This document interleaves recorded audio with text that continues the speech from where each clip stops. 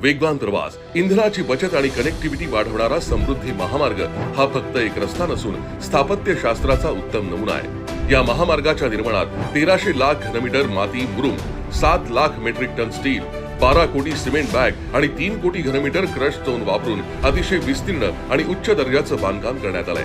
मात्र हे करत असतानाच पर्यावरणाचीही तितकीच काळजी घेतली गेली आहे। महामार्गाची आखणी कमीत कमी वनक्षेत्रातून करून वन्यजीवांच्या मुक्त संचारासाठी 8 उन्नत मार्ग आणि 92 भुयारी मार्ग बांधण्यात आले।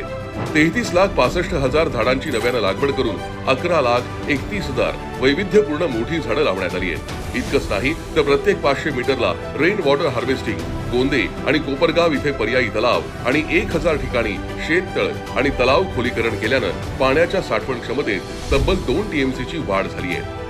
नियोजनपूर्वक आखणी, दर्जेदार बांधणी आणि पर्यावरणाचा राखलेला समतोल ही या प्रकल्पाची सर्वात मोठी खासियत असून पंतप्रधान नरेंद्रजी मोदी यांच्या भक्कम पाठिंब्यातून आणि देवेंद्रजी फडणवीस, एकनाथजी शिंदे, अजितदादा पवार यांच्या कठोर परिश्रमातून साकार झालेला समृद्धी महामार्ग हा आज महाराष्ट्राच्या समृद्धीची भाग्यरेषा ठरतोय।